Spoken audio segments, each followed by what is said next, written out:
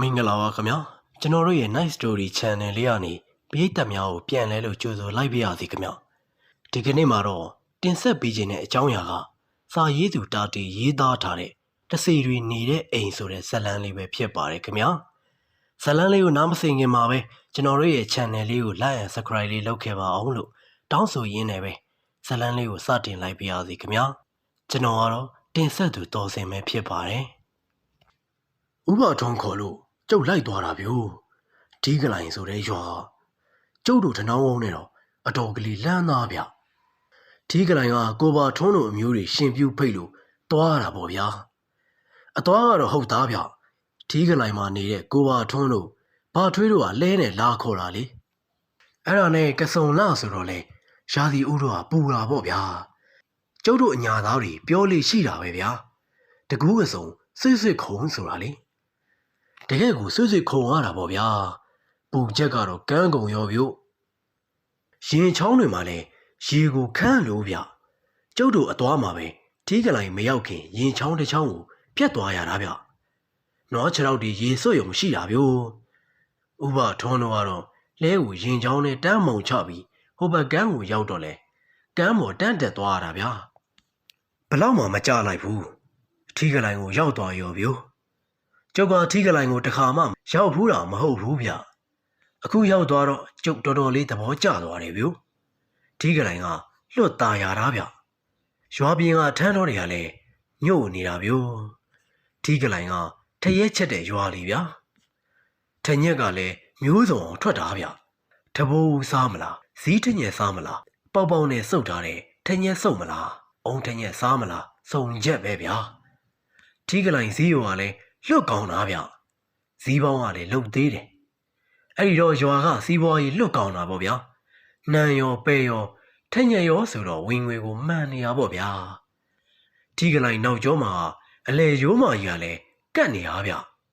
မိုးဥကြဆိုရင်မိုးနှုတ်မြင့်နှုတ်ကလည်းအလုတ်ဖြစ်သေးဗျို့ထင်းခုတ်ဝါခုတ်တစ်ခုတ်ရတာလည်းအပူရသေးတယ်ဗျအဲ့ဒီတော့ထီးကလိုင်မှာစင်ရင်သာနဲတယ်ဗျလူချမ်းသာတွေမှာပေါ်မှာပေါ့ဗျာအခုရှင်ပြုတ်လုပ်တဲ့ဥပထုံးတို့အမျိုးတွေဆိုရင်လေထီးကလိုင်ရဲ့လူချမ်းသာစည်ရင်းထဲမှာပါတဲ့သူတွေဗျထီးကလိုင်ကအိမ်နေဝိုင်းနေတော်တော်များများမှလည်းမြင်းဆောင်တွေရှိတယ်မြင်းတွေလည်းရှိကြတယ်ဗျဟိုရွာဒီရွာသွားချင်ရင်လေမြင်းနဲ့သွားကြတာဆိုပဲလူချမ်းသာတွေဆိုတော့လေမြင်းကစီးနိုင်တာပေါ့ဗျာဟန်တော့ကြသားဗျရွာထဲရက်ထဲရှင်ပြုတ်ပြီဆိုရင်လေရှင်လောင်းလဲဖို့မြင်းတွေမှာတန်းစီထွက်ရတာဗျို့တချို့မြင်းကြီးတွေဗျာနဲတဲ့တောက်ကြီးတွေမဟုတ်ဘူးဗျပြိုင်မြင်းလှုပ်လို့ရတဲ့အမျိုးတွေကိုပါထွန်းတို့အမျိုးတွေရှင်ပြုတ်ကလည်းအစီသားဗျစုစုပေါင်းရှင်10ပါးဗျရဟန်းလောင်းက2ပါးအလူကြီးပေါ့ဗျာဒီကလိုင်ရွာဦးကျောင်းဝင်းကလည်းလွတ်ကျဲတာဗျို့ထမင်းကျွေးယုံကြီးကလည်းကျေပေါ့ဗျာတရွာလုံးလဲမီးခိုးတိတ်ပဲဗျို့အနီးနားရွာတွေကလည်းလာသေးတဲ့ဗျလဲရင်တွေနဲ့လာကြတာရွာလေလမ်းမကြီးမှာလည်းဖုန်တောင်ထောင်ထပြီးတော့ချူတန်တွေတချင်ချွင်နဲ့ပေါ့ဗျာချူတန်ဆိုတာကတိတ်ကြကြပြက်တယ်လို့မရှိဘူးလဲတွေကလည်းတစည်းပြီးတစည်းဝင်လာနေတာဗျို့ထီးကလိုင်သားတွေရဲ့ဝက်သားချက်ကလည်းလွတ်ကောင်းဗျချက်ထားတဲ့ဝက်သားမှာအီးနေတာဗျို့တရေချင်တုတ်ကလေးကလည်းခက်ပြေလေးပဲဗျမဲစလီရွက်ဟင်းညိုလေးကလည်းအချက်ကောင်းတော့အခါမပါပဲကိုစိတ်နေတာဗျထီးကလိုင်ဆိုတာကကျုပ်တို့နယ်မှာပဲထွက်နန်းထွက်လွတ်ကောင်းတဲ့ရွာဗျအဲ့ဒီတော့လဲချက်သမျှဟင်းတွေစီကိုနစ်နေတာဗျငရုတ်သီးကြော်ဆိုတာလဲစီအရွှဲသားနဲ့ပေါ့ဗျာအလူလာတဲ့ပရိသတ်ကလည်းစားလိုက်ကြတာမှဗျာခေါင်းကိုမဖော်ဘူးဗျကိုပါထွန်းနဲ့ကြုံလဲဘိုက်ခွေးနန်းမတက်ကိုကြိတ်လိုက်ကြတာဗျထမင်းစားတော့ပြီးတော့အဲ့ခံတဲ့လက်ဖက်ကလည်းအပေါ်မှာစီလက်တလုံးလောက်ကိုမြုပ်နေတာဗျကျုပ်အကြိုက်ငကားစေးဘောလိတ်ကလေးကလည်းဝိုင်းတိုင်းကိုချထားတာဗျဘိုက်တင်းအောင်ထမင်းစားပြီးတော့လက်ဖက်ကလေးနဲ့အကြမ်းကလေးတော့ငကားစေးဘောလိတ်ကလေးဖွာလိုက်ဆိုတော့မျက်စိကလည်းစင်းပြီးလွတ်ကိုစိန်ကြနေတာဗျကျုပ်တို့အညာသားတွေရဲ့စီးစိမ်ဆိုတဲ့အထဲမှာလေငကားစေးဘောလိတ်ကမပါမဖြစ်ထင်ပါရဲ့ဗျာအလူပြီးရဲ့နောက်တနေ့မှာတော့ကိုပါထွန်းရဲ့အကိုဝမ်းခွဲတွေကကိုပါထွန်းနဲ့ကျုပ်ကိုရွာတောင်ဘက်ကထန်းတော်ကြီးတဲ့ကို ခေါ်လာတယ်ဗျ။နေညိုရင်ရွှေဘိုကိုလွမ်းတယ်ဆိုတဲ့စကားကဒီလိုထန်းတော်ကြီးကိုပြောတာထင်ပါရဲ့။ထီးကလိုင်သားတော်တော်များများကိုတွေ့ရသဗျ။ကိုပါထွန်းရဲ့အကိုတွေကလည်းကိုထွန်းတင်တို့ကိုထွန်းရင်တို့ဟာကိုပါထွန်းတဲ့ကျုပ်ကိုမိတ်ဆက်ပေးကြတယ်ဗျ။ထီးကလိုင်သားတွေလွတ်ခင်တမ်းမှန်းကိုဒီတော့မှကျုပ်ကသိရတာဗျို့။မြင်နာနဲ့ကိုလွတ်ခင်ကြတာဗျ။ဟာနေပါဦးကွာဒီနာမည်ကိုငါကြားဘူးပါတယ်ထနောင်းကုန်းကတာတေမှတ်လားကိုမောင်ပုဆိုတဲ့လူကထမ်းရည်လေးထွေးထွေးနဲ့ကျုပ်ကိုကြည့်ပြီးမေးတော့တယ်ဟုတ်ပါတယ်ဗျတာတေဆိုတာကျုပ်ပေါ့ဗျာကိုမောင်ပုမျက်နှာကဝမ်းသာသွားတဲ့ပုံပဲဗျကျုပ်ကိုပြုံးပြုံးကြီးလုပ်ပြီးကြည့်နေတော့တယ်ဒီလိုကွာတာတေကမင်းတို့ရွာကအောင်ချစ်ဆိုတာငါတငယ်ချင်းကွာကိုအောင်ချစ်ဆိုတဲ့အတန်ကိုကြားရတော့ကျုပ်စက်ခနဲ့တောင်တုံသွားမိတယ်ဗျဗျာကိုမောင်ပုကကိုအောင်ချစ်နဲ့တငယ်ချင်းတွေလားအေးလေကွာဒီကောင်နဲ့ငါကဝါသနာတူတွေလေတာတေးဘာဝါသနာလဲမင်းသိလားဟာကျုပ်ကဘယ်သိမလဲဗျဖဲလေကွာဖဲဟာအော်ဟုတ်လားကိုအောင်ချစ်ကတော့ဖဲဆိုလွတ်ဝါသနာကြီးတာပဲဗျအေးငါလည်းအောင်ချစ်အတိုင်းပဲကွာအေးငါလည်းအောင်ချစ်အတိုင်းပဲကွာတာတေးငါတို့နှစ်ယောက်စလုံးကမိန်းမတွေဘာတွေယူဖို့စိတ်ဝင်စားဘူးကွာဖဲပဲချချင်တာဖဲသာချနေရလို့ကတော့ထမင်းမစားလေနေနိုင်တဲ့ကောင်တို့ဟေးဟာအင်းမြကျုပ်ယုံပါတယ်ဗျကိုအောင်ချစ်နဲ့ကျုပ်ကတော်တော်ကိုတွဲခဲ့ကြတာဗျကိုပြောရရင်ဗျကိုအောင်ချစ်တည်တဲ့အချိန်ထိဆိုတော့ဗျထိုင်းရီဝိုင်းကကြံတဲ့လူတွေတချို့ကလည်းစစ်လိတ်ကလေးတွေဖွာလို့ဗျတချို့လည်းထမ်းရည်လေးငှဲ့ထားတဲ့အုံမုတ်ခွက်ကလေးကိုမော့လို့တချို့ကတော့တောင်လုံးကြီးတဲ့သူတွေဆိုတော့မျိုးအိုးလိုက်ကိုမော့ကြတာဗျာဒါပေမဲ့ဒါတွေအားလုံးကကျုံနဲ့မောင်ပူပြောနေတာကိုနားဆွေနေကြတာဗျဒါနဲ့တာတေးကငါတငယ်ချင်းအောင်ချစ်သေးတဲ့အကြောင်းကိုနည်းနည်းတော့ကြားမိတော့ပြီးတော့အောင်ချစ်သေးတဲ့အချိန်မှာမင်းအနားမှာရှိတယ်လို့မင်းတို့ရောကိုစိတ်ပွားကြီးကငါ့ကိုပြောဦးတယ်ကွာအော်ကိုမောင်ပူကိုစိတ်ပွားကပြောတာလားဟုတ်တယ်ဗျကိုအောင်ချစ်သေးတာကျုပ်တို့ရွာရဲ့မြောက်ဘက်ကမီးလောင်ကုန်းတင်းချိုင်းထဲမှာကိုအောင်ချစ်နဲ့ကျုံနဲ့မီးလောင်ကုန်းကတရုတ်ကြီးအမင်းရဲ့အာတူဘမှာဖဲချပြီးပြန်လာကြတာဗျကျုပ်ကကိုအောင်ချစ်နဲ့အဖော်လိုက်ရတာပေါ့ဗျာညနှစ်ချက်ဒီလောက်မှကြီးတည်တာဗျဟာညနှစ်ချက်ဒီဟုတ်လားတင်းချိုင်းထဲမှာတည်ရလေဟာဘလို့ဖြစ်ရတာတော့ကွာထိုင်းရီဝိုင်းကလည်းအားလုံးကိုဝိုင်းပြီးတယောက်တစ်ပေါက်မေးကြတာဗျပြီးတော့မှကိုမောင်ပူကပြောတယ်ဟာတင်းချိုင်းထဲမှာအချိန်မတော်ကြီးတည်တယ်ဆိုတာကတော့ငါသိပါတယ်တာတေးဘယ်လိုပဲပုံတည်တယ်ဆိုတာတော့ငါမသိလိုက်ဘူးကွာဘယ်လိုဖြစ်ရတာတော့ကွာ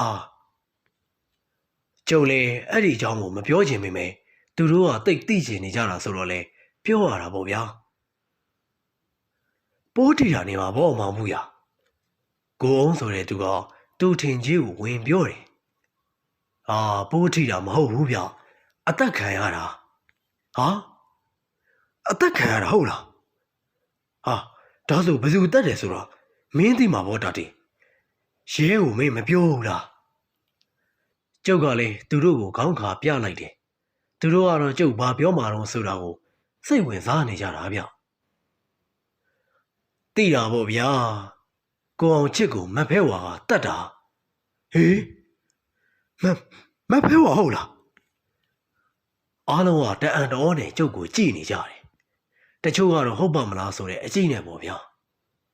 ဟာမဖဲဝါဆိုတာတရေမှာပဲကွာတာတီးဟုတ်တယ်လေကိုမောင်ဘူးရဲ့မဖဲဝါကိုအောင်ချစ်ကိုတတ်လိုက်တာဟေးဘလို့ဖြစ်ရတာတော့တာတီးဒီလိုဗျာကိုမောင်ဘူးရဲ့မီးလောင်ကုန်းကတရုတ်အာတုဘမှာဖဲသွားချဖို့ကိုအောင်ချစ်ကကျုပ်ကိုအဖို့ခေါ်တယ်အဲ့ဒီမှာမြို့ကတရုတ်တွေရောက်နေတာတထေးတွေကြည်ပဲတဲ့အဲ့ဒီသူတွေကိုတူနိုင်အောင်ကစားမယ်လို့ပြောတယ်အော်ကျုပ်ကတော့သတိပေးတာပါဗျာမြို့ကလူတွေကိုရှင်ကစားလို့ခမရနိုင်မလားဆိုတာကိုကိုအောင်ချစ်ကကျုပ်ကိုပြောတယ်ဗျ သူ့မှာဖဲနိုင်အောင်ကစားတဲ့နည်းတွေရှိတယ်တဲ့ဟေးဟုတ်လားဘာနည်းတွေများပါလိမ့်ကိုမောင်ပုကလည်းဖဲသမားဆိုတော့ဖဲနိုင်အောင်ကစားတဲ့နည်းဆိုတော့စိတ်ဝင်စားတာပေါ့ဗျာမောင်ပုရမင်းရတမျိုးငင်ငင်နားထောင်စမ်းပါကွာမောင်ပုရဲ့တငယ်ချင်းတွေကသူ့ကိုဝိုင်းပြီးអော်ကြတယ်ဒီလိုဗျအဲ့ဒီည9နာရီလောက်မှာကိုအောင်ချစ်ကခေါ်လို့ရုပ်သူနဲ့လိုက်သွားတယ်မီးလောင်ကိုတင်းချိုင်းကိုရောက်တော့ကိုအောင်ချစ်ကပြောတယ်ဗျတာတီခဏနေအောင်ကွာဒီညငါစီးပွားပြည့်ဖဲရိုက်မှာဆိုတော့ငါအစွမ်းတစ်ခုတည်းနဲ့တော့မဖြစ်ဘူးကွာမဖဲဝါရဲ့အကူအညီကိုလည်းတောင်းရမှာဗျာမဖဲဝါဟုတ်လားအေးလေဟုတ်တယ်လေဘာလဲမင်းကမဖဲဝါဆိုတော့လန့်သွားလို့လားအဲ့ဒီလိုပြောလို့လက်ထဲကအထုပ်လေးကိုအုတ်ကူပေါ်မှာတင်ပြီးဖြီလိုက်တယ်ကျုပ်တည်တည်ချာချာမှတ်မိတယ်ကိုမောင်ပုရဲ့တကြီးဦးသူတော်ရဲ့အုတ်ကူပေါ်မှာဖြီတာဟာဘာအထုပ်ကြီးကိုဖြီတာလဲတာတေးရခေါက်ဆွဲကြော်ထုတ်ပြကိုအောင်ချစ်ကမဖဲဝါကိုကျွေးဖို့ဆိုပြီးကျုပ်တို့ရွာကအပိန်ခေါက်ဆွဲကြော်ဆိုင်ကအကောင်းစားမှားလာတာဗျအော်အဲ့ဒါမဖဲဝါကိုခေါက်ဆွဲကြော်ကျွေးတာကိုထေးဝိုင်းကလူတယောက်ကခေါင်းလေးတငိမ့်ငိမ့်လှုပ်ပြီးဝင်ပြောတယ်ဗျဟုတ်တယ်ဗျကိုအောင်ချစ်ကမဖဲဝါကိုတေးသေးချာချာပင့်ပိတ်ပြီးတော့ခေါက်ဆွဲကြော်ကျွေးတာပြီးတော့မှဘဲနိုင်အောင်လှုပ်ပေးပါထူးထူးခြားခြားနိုင်ရင်နောက်နေ့တွေမှာလည်းမဖဲဝါကိုဟောဒီနေရာမှာပဲအမဲသား3ပိတ်သာချက်ကျွေးပါမယ်လို့တေးသေးချာချာဂရီးပြုတ်လိုက်တာဗျအိုးနေပါဦးတာတီးအောင်ချစ်ကျွေးတဲ့ခေါက်ဆွဲကြော်မဖဲဝါစားလို့လားကိုမောင်မှုကကျုပ်ကိုထောက်မေးလိုက်တယ်ဟာစားပါပြီလားကိုမောင်မှုရကျုပ်သေးသေးချာချာကိုကြည့်နေတာခေါက်ဆွဲကြော်ထုတ်တယ်မောပြိုင်ကနေပြိုင်ရနေကုန်သွားတာဗျဟေးဟုတ်သလားအားလုံးကလည်းအံ့ဩကုန်တာကျုပ်ကလည်းဆက်ပြီးပြောရတာပေါ့လေနိုးနေပါဦးကွာတာတီးရအဲ့ဒီညအောင်ချစ်ဖဲရောနိုင်လို့လားဟာကိုမောင်ပုဗျာခမရတငယ်ချင်းကိုအောင်ချစ်နိုင်လိုက်တာဗျာတဝိုင်းလုံးရှိသမျှတရုတ်တွေရဲ့ပတ်စံတွေအကုန်သူ့စီရောက်တာဗျို့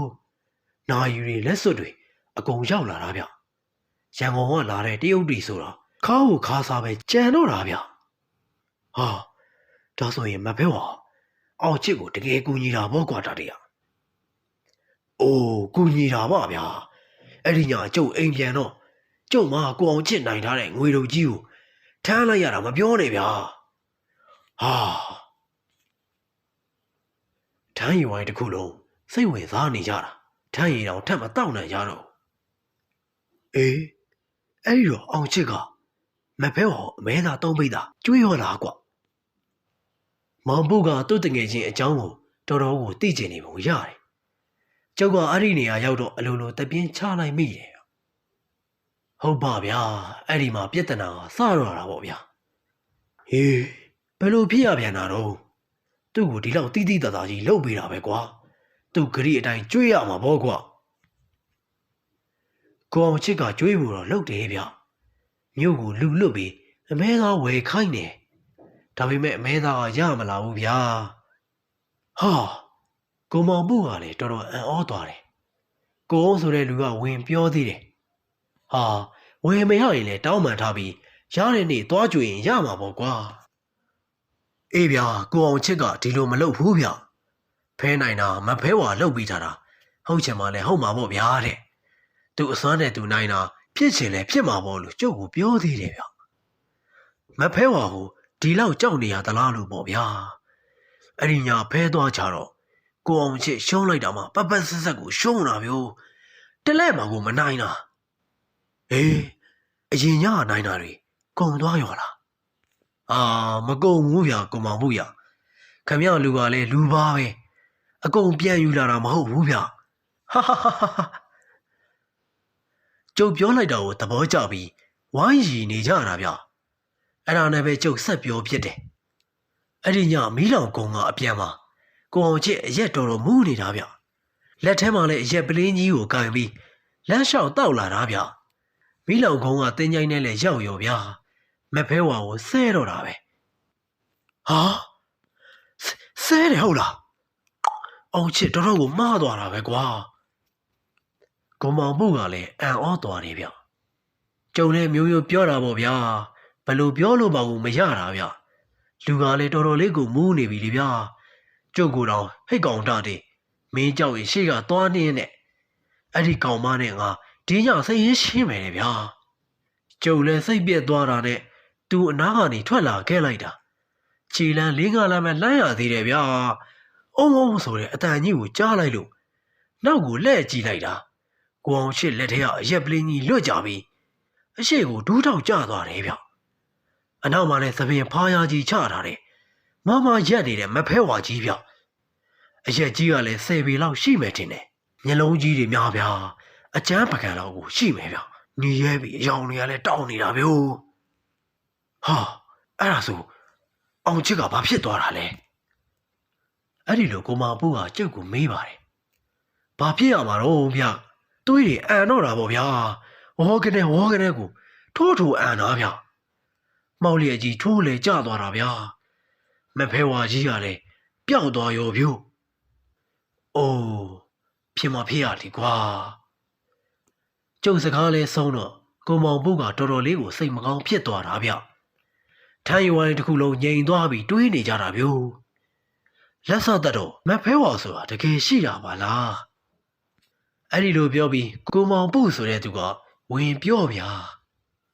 ဟာရှိတာပေါ့ဟာမောင်ပုရငါအဖပြောဘူးတယ်ကွာရွာနောက်ဘက်ကတင်းကြိုင်းထဲကနေသပင်ဖားရကြီးချပြီးအကောင်းကြီးတစ်လုံးထမ်းသွားတယ်မဖဲဝါကိုသူမြင်လိုက်ရတယ်ဆိုပဲငါအဖကတင်းကြိုင်းဘေးကလဲလန်းတိုင်းလဲမောင်းလာတာတဲ့နွားတွေဆိုတာလဲလန့်ပြီးဗရက်ရမ်းနေတာတဲ့ဟေးရှေ့ကိုမတိုးတော့ဘူးအဲ့ဒါအဖကနှင်းနံနဲ့ခက်တိုးတိုးလေးတို့မှဆက်သွားကြတာဆိုပဲကိုထမ်းမှုဆိုတဲ့လူကကိုမောင်မှုကိုပြောပြတာဗျစကားဝိုင်းကတော်တော်လေးကိုကောင်းသွားတာဗျသူကြားဘူးလားကိုကြားဘူးလားတွေပြောကြတာပေါ့ဗျာထမ်းရည်ဆိုတာလဲတစ်မျိုးဝီးတစ်မျိုးချပေးရတာပဲဗျအမီးကလည်းအမဲကျော်ပေါ့ဗျာပြောရအောင်ပဲဗျတာတီဆိုတဲ့ကျုပ်ကအညာသားဆိုပေမဲ့ထမ်းရည်တော့မကြိုက်ဘူးဗျအခုလဲမိတ်ဖြစ်ဆွေဖြစ်အနေနဲ့သာအာဆွေရုံတောက်လိုက်တာဗျတောက်ကိုမတောက်နိုင်တာအဲ့ဒီညကတော့ပခန်းကိုကြီးကျော်တို့တိတ်ကြိုက်တဲ့ညနေမျိုးထင်ပါရဲ့လွတ်ပြော်ဖို့ကောင်းတာဗျကျုပ်တို့လည်းတော်တော်ခင်သွားကြတာထီးကလိုင်ကိုမကြာခဏအလေလာဖို့လဲထက်ခါဖိတ်ခေါ်ကြတယ်ဗျတာတီဆိုတဲ့ကျုပ်ကလည်းလာလေပါမယ်လို့ဂရိခိုးကိုပြုတ်လိုက်ရတာပေါ့ဗျာအားလုံးကလည်းစားတော့ကြပြီးတော့ရွာထဲကိုအုပ်လိုက်ကြီးပြန်ဝင်လာကြတာအားလုံးလည်းလမ်းလျှောက်လာကြတာအနောက်ကိုကော့လို့ကော့လန်နေဗျပြောအောင်မယ်ဗျာလူဆိုတာအရက်မူးရင်အရှိကိုစိုက်သွားတတ်တယ်ဗျထရေမူးရင်တော့အနောက်ဘက်ကိုလန်ပြီးမူးသွားတာလေဗျာအမူးလိုလဲရင်လေအရက်သမားကအရှိကိုမှောက်ထိုးလဲရတာဗျထမ်းရည်သမားများကြတော့လဲအမူးလိုပြီဆိုရင်အနောက်ကိုပက်လက်လန်လဲတာဗျနောက်တစ်နေ့ကျတော့ကိုပါထွန်းနဲ့ကျုပ်တို့ရွာပြန်ခဲ့ကြတယ်ကျုပ်တို့နှစ်ယောက်လဲကြုံလိုက်လာကြတာဗျလဲကြုံကလည်းရင်ချောင်းမရောက်ခင်တမိုင်လောက်အလိုမှာပဲထောက်ကြိုက်ဆိုတဲ့ရွာအထိရောက်လာတယ်ရင်းချောင်းရဲ့ဟိုဘက်ကိုကျုပ်တို့နှစ်ယောက်ကုန်းချောင်းသွားရမှာဗျဒီခီးလောက်ကတော့ကျုပ်တို့ကသွားနေကြပါဗျာထောင်ချိုင်းကနေထွက်လာတော့ညနေတော်တော်စောင်းနေပြီဘာဖြစ်လို့လဲဆိုတော့ကျုပ်တို့လဲကြုံလိုက်လာတဲ့ကိုချိုဆိုတဲ့လူကသူတို့အိမ်ကိုဝေမအောင်ဆိုပြီးစွတ်အိမ်ခေါ်လဲတာဗျကျုပ်တို့နှစ်ယောက်လဲအားနာနာနဲ့လိုက်ခဲ့ကြရတာသူအိမ်ကိုရောက်တော့ညနေစာစားပြီးမှသွားပါလို့စွတ်ပြန်ဆွဲပြန်ရောလွတ်ပြီးသဘောကောင်းတဲ့ဦးချိုတို့မိသားစုကိုအားနာနာနဲ့ညနေသာစားရတာပေါ့ဗျာအဲ့ဒါနဲ့ညနေဆောင်တော့မှထောင်ချိုင်းကထွက်လာရတာဗျထောင်ချိုင်းကထွက်လာတော့အံ့ဩစရာဗျကောင်းငင်မှာမိုးသားမဲမဲကြီးတွေတက်လာရောဗျဟာကိုပါထွန်းကြီးမိုးတွေချက်ချင်းတက်လာပါလားဗျအေးကွာတတေးရရင်ချောင်းရောက်အောင်တော့ခက်တော့တက်ကလေးရှောက်ရအောင်ဟေးကိုချိုတို့အိမ်သားတွေအတင်းဆွဲထားနဲ့ထမင်းစားနေလို့နောက်ကျသွားတာကွာဟာကိုပါထွန်းရဲ့သူတို့ကလည်းကျုပ်တို့နှစ်ယောက်ကိုတွေ့ချင်းကိုခင်တာဗျလွတ်သဘောကောင်းတဲ့မိသားစုဗျအဲ့ဒီတော့လဲထမင်းစားဖို့ကိုဘယ်နဲ့ညင့်မလဲဗျာကျုပ်နဲ့ကိုပါထွန်းနဲ့ခက်တော့တက်လေးရှောက်လာကြတယ်ကိုပါထွန်းကကျုပ်ထက်9နှစ်10နှစ်လောက်တော့ကြီးမှာဗျ ဒါပေမဲ့လူကလူပလန်လေးကျုပ်ထထောင်နည်းနည်းညက်ချင်သေးတယ်ဒါပေမဲ့ကျုပ်ကတော့လူလင်လူတွက်ပြို့ရင်ချောင်းမရောက်ခင်မိုးမီမှာဆိုလို့ရှေ့ကနေခက်တွတ်လေးရှောက်နေတာကိုကျုပ်ကလည်းသူ့နောက်ကနေအလျားထိုးလိုက်နေရတာဗျကျုပ်တို့နေရာရင်ချောင်းကမ်းပါရောက်တော့ကောင်းငင်မှာမိုးတွေကလည်းမဲနေပြီအချိန်ကလည်းမိုးချုပ်စာဖြစ်နေပြီဗျကဲတာတီတတိထားကူဟိမိုးတော့လွတ်သေးတယ်ကွပြောဆိုနဲ့ကိုပါထွန်းကပစိုးကရောင်ကြိုက်တယ်ကျုပ်ကလည်းကြပြပစိုးကရောင်ကြိုက်လိုက်ရတာပေါ့ဗျာကျုပ်တို့နေရာချောင်းထဲကိုဆင်းငယ်ကြတယ်ရင်ချောင်းကလည်းရေစီးတန်တော့အောက်ကတဲမြေတွေဆိုတော့ကြာကလည်းရက်လို့မရဘူးရှက်လိုက်ရင်လည်းတဲကကျုပ်ဝင်သွားမှာဆိုတော့လူကရိုင်ပြီးဟန်ချက်ပြက်သွားတတ်တယ်အဲ့လိုအခါမျိုးတော့ရေစီးကတန်တော့လဲကျသွားတတ်တယ်ဗျအဲ့ဒါနဲ့ပဲအောက်ကနင်းထားတဲ့တဲကိုကျုပ်ဝင်မသွားအောင်ခက်တွတ်လေးရှောက်ရတာဗျကျုပ်တို့ချောင်းထဲမှာခြေလမ်း15လက်လောက်လမ်းမိပြီဆိုရင်ပဲကျုပ်ကချောင်းအတက်ပိုင်းကိုလှမ်းကြည့်လိုက်တယ်ဗျဟာကိုပါတော့ရေတွေကျလာပြီနောက်ပြန်ပြေးတောင်ကြရေပြိုးကျုပ်ကနောက်ပြန်ပြေးတယ်ဘယ်လွတ်လိုက်မလဲဗျာတောင်ကြရေပဲလူမပြောနဲ့မြင်းပြေးတော့မလွတ်ဘူးဗျကျုပ်ရောကိုပါထွန်းရောရေလုံးရိုက်ပြီးပါသွားတယ်ဒါပေမဲ့ကိုပါထွန်းရောကျုပ်ရောကရေကူးကတန်တယ်တတိလည်းကောင်းဆိုတော့ကမ်းဘက်ကိုကူးသွားတာပေါ့ဗျာချောင်းထဲမှာမောင်သွားပြီဗျမိုးချုပ်တာရောမိုးမောင်တာရောပေါင်းပြီးမဲမောင်သွားတာတော်ဟောနဲ့ကြောက်စရာကောင်းတဲ့ရေစည်းတန်ကြီးကိုကြားနေရတာသွေးပြက်စရာပဲဗျာချောင်းရီကချက်ချင်းကျေပြန့်သွားပြီးကမ်းကလည်းဝေးသွားတော့တယ်ကျိုးတို့နေအောင်တော်တော်လေးကူးနေရတာပေါ့ဗျာရေစည်းနဲ့လည်းမျောပါနေကြတာဗျအာကိုပါထုံးအော်တံမျိုးကျုပ်လန့်သွားတာပဲဘာမှလည်းမမြင်တော့ဘူးမှောင်ပိန်းနေပြီဟာကိုကြီးပါတော့ဘာဖြစ်တာတော့ဗျတာတီငါခြေထောက်ကိုတစ်လုံးကြီးတိုက်သွားတာကျိုးသွားပြီထင်တယ်ကိုပါထုံးရဲ့စကားစုံးတယ်ဆိုရင်ပဲကျုပ်ကကန်းဆက်ရောက်သွားတယ်ခြေထောက်လို့လည်းရသွားတယ်ဗျကိုပါထုံးပြောကိုပါထုံးခမရဘယ်မှာတော့ငါဒီမှာကွာတာတီရကန်းဆက်ရောက်နေပြီတော်တချင်းချင်းနဲ့ရွာလိုက်တဲ့မိုးဟာလေမိုးတန်ရောရေစည်းတန်ရောမိုးချင်းတန်ရောဗျာကျုပ်လဲကိုပါထွန်းရဲ့အတန်ကိုမှန်းပြီးပြေးသွားရတယ်ဟာတွေ့ပြီကိုပါထွန်းဟာထထောင်းမင်းရဲ့ပင်စီကိုမိပြီးထိုင်နေတော့တယ်လေယာဉ်စီးတစ်ချက်လက်လိုက်တဲ့အချိန်မှာသူ့ကိုကျုပ်တွေ့သွားတယ်ဗျသူကလည်းကျုပ်ကိုမြင်သွားတယ်ဟာတာတေးလာငါဒီမှာကွာငါချတော့တစ်တုံးကြီးဝင်ဆောင်သွားတော့ကျိုးပြီးထင်တယ်ကွခေါင်းတွေလည်းမူးလောင်နေတယ်ဘာဖြစ်မှန်းမသိတော့ဘူးတာတီဟာကျုပ်လည်းကိုပါထွန်းကိုချက်ချင်းမတူပေးပြီးတော့ကြောပေါ်တက်ခိုင်းလိုက်တယ်လာကိုပါထွန်းဒီနေရာကိုမကြောက်ရင်ရေမြုပ်တော့မှာကိုပါထွန်းကလူပလန်လေးဆိုတော့ကျုပ်ကအသာလေးကြောပေါ်နိုင်တာပေါ့ဗျာဘယ်သွားမှာတော့တာတီထောင်းချိုင်းကိုပဲပြန်ရမှာပေါ့ဗျာဟာမင်းကလမ်းသိလို့လားလမ်းတော့မသိဘူးလေဗျာကျုပ်တို့ချောင်းထဲမှာမျောသွားတာကလည်းဘလောက်ဝေးသွားမှန်းလည်းမသိဘူးဗျဒါပေမဲ့ရှက်လက်တဲ့အယောင်ကြည့်ပြီးတွားရမှာပေါ့ဗျာထောင်းချိုင်းမရောက်တော့လေရောက်တဲ့ရွာမှာဝင်ပြီးအကူကြီးတောင်းရုံပဲပေါ့ကိုပါထုံးကိုကြောပိုးပြီးကျုပ်ခတ်သွက်လေးရှောက်လာလိုက်တယ်ကိုပါထုံးကကျုပ်ရဲ့ကြောပေါ်မှာမေးနေတယ်ဗျဘာမှလည်းမပြောတော့ဟာဟိုမှာကျုပ်အတန်ကိုကြားတော့ကိုပါထွန်းကပြန်မေးတယ်ဟင်ဘာတော့တာတရားဟာဟိုရှိမှာအိမ်ကြီးတစ်လုံးဗျမီးရောင်တော့မတွေ့ဘူးလူတော့ရှိမှာပါမိုးရီလီတွေနဲ့ဆိုတော့မီးမုတ်ပြီးစောအိမ်နေရနေမှာပေါ့ဗျာအဲ့ဒီမှာဝင်ပြီးမိုးခိုရအောင်ဗျမိုးတွေကလည်းရေတွေတွန်ချနေတယ်လို့ကိုရွာနေတာဗျတော်တော်လေးသွားလိုက်တော့မှလဲလန်းချောင်းတစ်ခုကိုတွေ့လိုက်တယ်လဲလန်းချောင်းကိုကြော်လိုက်တော့အိမ်ဝင်းကြီးတဲ့ကိုရောက်လာပါတော့တယ်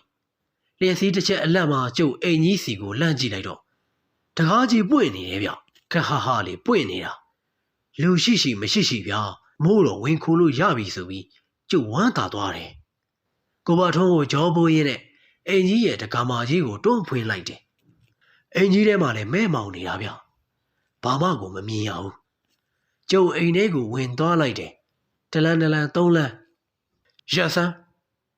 ကျုပ်တကူလုံးကြက်သိန်းတွေဖြန်းကနေထသွားတယ်ဗျ အမောင်ထဲကနေထွက်လာတယ်အတန်ကြီးဗျ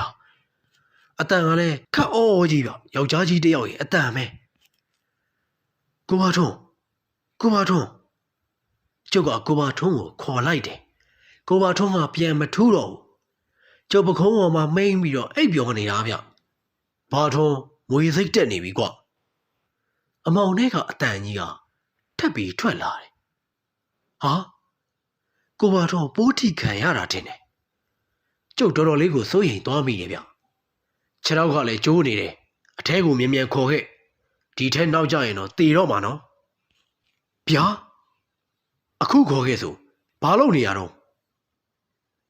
ကျုပ်ကလည်းအမောင်ထဲကိုရမ်းပြီးရှောက်ခဲ့တာပေါ့ဗျာဘာမှလည်းမမြင်ရတော့အမောင်ထဲကပြောနေတာတွေကလည်းဘယ်သူမှမသိဘူးဗျကျုပ်တကူလုံးလဲရေတွေရွှဲနေပြီးခိုက်တုံနေပြီဗျို့ကြောက်လို့ကြက်သိန်းတွေကလည်းထပါရောဗျာရောက်ပြီအဲ့ဒီကရင်ပေါ်မှာတင်လိုက်ကျုပ်လဲလက်နဲ့ဆန်းလိုက်တယ်ဗျဟုတ်တယ်ဗျကရင်ကြီးတစ်လုံးပဲကျုပ်လဲကိုပါထုံးကိုကရင်ပေါ်ခက်ဖြည်းဖြည်းလေးချပေးလိုက်တယ်ကိုပါထုံးကတော့ငြိမ်နေတာဗျို့အိပ်ပျော်နေရတာသတိလစ်နေတာလားဆိုတာကျုပ်လည်းမသိတော့ဘူးမောင်မဲကြီးဆိုတော့ကိုပါထုံးကိုလည်းကျုပ်မြင်ရတာမဟုတ်ဘူးလေဟေးသွားတော့လေဘာလုပ်နေရလဲကျုပ်တော်ကျော်ဘက်ကအတန်ကြီးထွက်လာတယ်ကျုပ်လည်းဘာမှပြန်မပြောဘဲအမောင်ထဲမှာပဲစမ်းပြီးထွက်လာခဲ့လိုက်တယ်လျှက်စီးတစ်ချက်မှာပဲပွင့်နေတဲ့တကပောက်ကြီးကိုလှမ်းပြီးတွေးလိုက်လို့ကျုပ်လမ်းလျှောက်တတ်တာပေါ့ဗျာတအိမ်လုံးလဲငြိမ်တိတ်သွားတယ်တော်တချင်းချင်းနဲ့အပြင်မှာလေတွေမိုးတွေတော်တော်ကျန်းနေတာဗျကျုပ်လဲချမ်းလို့ခိုက်တုံနေပြီကျုပ်နေရန်လေးကိုမိပြီးထိုင်ချလိုက်တယ်ခဏလဲနေတော့ကျုပ်လဲလက်ခနဲ့အိပ်ပျော်သွားတော့တယ်ဘယ်လောက်ကြာအောင်အိပ်ပျော်သွားတယ်မသိပါဘူးဗျာဟေးတငယ်ကျုပ်ကိုလူတယောက်နှိုးနေတာဗျအမောင်ထဲကထွက်လာတဲ့အတန်ကြီးကိုကျုပ်ချက်ချင်းသတိရပြီးဝုန်းကနေထားလိုက်တယ်မိုးကလည်းမရွာတော့ဘူးနေတွေကလည်းပူနေပြီဗျကျုပ်အဝတ်တွေတောင်ခြောက်နေပြီသတိထားတငယ်သတိထားအောင်ကွဒီမြက်တော်ကြီးထဲမှာဘာလို့အိတ်နေရတာတော့ကျုပ်လဲမောင်းလာရင်းနဲ့တွေ့လို့လာကြည့်လိုက်တာဗျဗျာကိုပါထုံးရောကိုပါထုံးလေကျုပ်ကလည်းကျုပ်လှုပ်လို့လိုက်တဲ့အဖိုးကြီးကိုကြည့်ပြီးမေးလိုက်တယ်မြက်ရိုင်းတော်ကြီးထဲမှာကျုပ်အိပ်ပျော်နေတာဗျအော်ဟိုတငယ်လားဟိုအုတ်ကူကြီးပေါ်မှာအိပ်နေတဲ့တငယ်မို့လားဗျာဘဲမှာတော့ဘဲကအုတ်ကူတော့ဗျဟုတ်ပါရဲ့ဗျာကိုပါထုံးကအုတ်ကူဖြူဖြူကြီးတစ်လုံးပေါ်မှာစမ်းစမ်းကြီးအိပ်ပျော်နေတာဗျကျုပ်ကလည်းချက်ချင်းထပြီးကိုပါထုံးကိုပြေးနိုလိုက်တယ်ကိုပါထွန်းအေးတတေငါတို့ဘယ်ရောက်နေရတော့ငါခြေထောက်မှာဘာလုပ်ထားတာတော့ကွာဟင်ဒီတငယ်ကခြေထောက်ကျိုးထားတာလားကွာဝကြမ်းနဲ့ညက်ပြီးစီးထားတာပဲကျုပ်တို့ကိုနှိုးပြီးအဖိုးကြီးကပြောလိုက်တယ်ဟုတ်တယ်အဖညကကျုပ်တို့နဲ့အောင်ရင်းချောင်းထဲမှာဖြတ်ကူနေတော့တောင်ကြရင်နဲ့ပါသွားကြတာဗျအဲ့ဒါကိုပါထုံးကတစ်တလုံးနဲ့စောင့်မိပြီးတော့ခြေကျိုးသွားတာဗျဟုတ်နေပါဦးအဖရကျုပ်တို့နဲ့အောင်ညအိမ်မဲကြီးထဲမှာပါကိုပါထုံးကိုကျုပ်ကဂရင်ကြီးတစ်လုံးပေါ်တင်ပေးထားတာဗျအဲ့ဒီအိမ်မဲကြီးတွေကလူကြီးတယောက်ကဆေးကူပေးထားတာဗျအတန်ကိုပဲကျုပ်ကြားလိုက်ရတယ်လူတော့မမြင်လိုက်ဘူးဗျအခုလေအဲ့ဒီအိမ်ကြီးကဘယ်မှာတော့ဗျပြီးတော့ကျုပ်တို့ကအဲ့ဒီနေရာကိုဘယ်လိုရောက်နေရလဲဗျဟေးအိမ်မဲကြီးဟုတ်လားတငယ်ကျုပ်တို့မမွေးခင်တော့ကတော့ဒီနေရာကဆေးဆရာကြီးတယောက်နေခဲ့တဲ့ချမ်းဝင်းကြီးလို့ပြောတယ်ကြားဘူးတယ်အဲ့ဒီဆေးဆရာကြီးမိသားစုကအိမ်မဲကြီးကြီးတစ်လုံးဆောက်ပြီးနေတာတယ်ကွာဟိုတငယ်တက်အိမ်နေတဲ့အုတ်ကူကြီးကလည်းအဲ့ဒီဆေးဆရာကြီးရဲ့အုတ်ကူကြီးပေါ့ကွာသူကတည်တော့သူမိသားစုကလည်းဒီချမ်းဝင်းထဲမှာပဲသူ့ကိုဂူသွင်းပြီးတကြိုထားကြတယ်လို့ပြောတယ်အဲ့ဒီချမ်းကြီးတို့အိမ်မဲကြီးတို့ဆိုတာကိုအဘတို့ရွာကအသက်80ကျော်90ကျော်ရှိတဲ့လူတွေတောင်မမိလိုက်ကြဘူးကွာစကားပဲကြံခဲ့တာဒါပေမဲ့ဒီအုတ်ကူကြီးကရှိနေသေးတော့ဒီเจ้าတွေကလည်းဟုတ်မှာပဲလို့ယုံကြည်ကြတာပေါ့ကွာကျုပ်ကလည်းဘာပြန်ပြောရမှန်းတော့မသိတော့ပဲဗက်ဆက်ဟောင်းသားဖြစ်သွားတာပေါ့ဗျာအိုးအဘနာမည်ကဘယ်သူလဲဗျအဘတို့ရွာဘာတဲ့တော့ဝေးသေးလားအေး ကျုံနာမည်ကတော့ဦးဆန်းဗျကျုပ်တို့ရွာကတော့မဝေးတော့ဘူးဒီလဲလန်းလေးတိုင်လိုက်လာရင်နိုင်ဝက်ဆိုရောက်ပြီရွာနာမည်ကတမားကုန်းလို့ခေါ်တယ်ဒီဆေးဆရာကြီးကိုအစွဲပြုပြီးခေါ်ထားလို့ပြောတယ်ကွာတို့မင်းတို့ကဘယ်ကလာကြတာတော့ကျုပ်တို့ကထဏောင်းကုန်းကပါဗျဒီကလိုင်အလူကိုတွားလိုက်ကြတာတောင်ကျိုက်မှာညစာဝင်စားပြီးထွက်ခဲ့ကြတာအဖရဟာတောင်ကျိုက်ကတော်တော်လန့်နေပြီကွာမင်းတို့အဝေးကြီးကိုမျောလာတာပဲဟင်းဟုတ်လားအဖအေးဟုတ်တယ်ကွာကဲလာကြပါကျုံမှလည်းလဲပါတယ်ချောင်းရည်ကလည်းကျနေပါပြီကျုံလည်းရွာကိုရောက်လိုက်ပို့ပေးမယ်ဟိုတငယ်ကခြေထောက်လဲကျိုးနေတာမို့လားဒီရင်းချောင်းကိုကြော်လိုက်ရင်ထဏောင်းကုန်းကိုဆိုတိတ်မမောင်းရပါဘူးကွာကျုံသားတွေကနွားတန်ကြီးတွေပါကဲလာကျုံလဲပေါ်တက်လိုက်ကျုပ်တို့လည်းမငင်းတော့ဘူးဗျကိုပါထုံးကိုအုတ်ကူပေါ်ကတွဲချရင်းနဲ့အုတ်ကူကိုတပတ်ပတ်ကြည့်လိုက်တယ်အင်္ဂရီတွေကလည်းကွာကြနေပြီဘာသာမှကူပေါ်မှာရေးမထားတော့ဘူးလဲပေါ်ရောက်တော့ဦးဆန်ဆိုတဲ့အဘိုးကြီးကခြေထောက်မှာကြက်စီးထားတဲ့ကိုပါထုံးကိုတေးသေးချာချာကြည့်ပြီးမေးတယ်ဗျတကယ်တော့ညဟာအိမ်မဲကြီးရဲ့ကိုရောက်ခဲ့တယ်ဆိုတာတကယ်လားကွဟုတ်တယ်ဗျတကယ်ဗျဟောဒီကိုပါထုံးကြီးခြေထောက်လေးကျူပိုးလေထိသွားတာဆိုတော့သတိမိတ်သွားတာသူ့ကိုကြောပိုးပြီးကျုပ်ဒီခြံထဲကိုဝင်ခဲ့တာပဲဗျအမောင်ထဲမှာတော့အတန်ကြီးပဲကြားလိုက်ရတာဗျဦးဝဆန်ရဲ့နောက်ပြီးတော့ကိုပါထုံးကိုတော့သူကနာမည်ခေါ်လိုက်သေးတယ်ဂရင်မော်ကိုတင်ဆိုလို့ကျုပ်ကလည်းအမောင်ထဲကိုစမ်းပြီးတော့တင်ပေးလိုက်တာဗျအဲ့ဒါပြီးတော့အုတ်ကူကြီးဖြစ်နေတာပေါ့ဗျာအဲ့ဒါနဲ့ကျုပ်အတင်ပြောရရင်ဒီအိမ်ကြီးကဒီနေရာမှာရှိနေတာဗျကိုမထုံးကိုညအမောင်ထဲမှာဆေးကုပေးခဲ့တာလေအဘဆန်ပြောတယ်ဆေးစရာကြီးပဲဖြစ်မှာဗျကျုပ်ကတေးသေးချာချာပြောလိုက်တော့မှအဘဆန်ဆိုတဲ့အဘိုးကြီးမျက်နှာပြက်သွားတယ်ဟေးဟုတ်လားအေးဒါဆိုဆေးစရာကြီးခုထိမကျွတ်မလွတ်သေးဘူးပေါ့အဘိုးကြီးကလည်းတော်တော်ကြောက်သွားတယ်ပုံမဲဗျပြီးတော့ဆေးစရာကြီးရဲ့အုတ်ကူကိုတစ်ချက်ကြည့်လိုက်တယ်ဦးဘဆန်ကသူ့နွားတွေကိုခက်ကြမ်းကြမ်းရိုက်လိုက်ပြီးတော့အဲ့ဒီနေရာကနေတကြံမောင်းပြေတော့တာပဲဗျာအခုလိုအစောထိလိုက်ပါကြည့်ရှုပေးကြတဲ့ပရိသတ်များကိုကျေးဇူးတင်ပါတယ်ခင်ဗျာဒီကနေ့တင်ဆက်ပေးခြင်းတဲ့ဇာတ်လမ်းလေးကိုလည်းပရိသတ်များကြိုက်နေတတ်လိမ့်မယ်လို့မျှော်လင့်မိပါတယ်နောက်နေ့တွေမှာရောပရိသတ်များအတွက်ဘယ်လိုစိတ်ဝင်စားစရာကောင်းတဲ့ဇာတ်လမ်းတွေကိုတင်ဆက်ပေးသွားအောင်မလဲဆိုတာကိုတော့ကျွန်တော်တို့ရဲ့ channel လေးကိုစောင့်မျှော်ကြည့်ရှုပေးပါအောင်လို့ပြောရင်းနဲ့နှုတ်ဆက်လိုက်ပါရစေခင်ဗျာ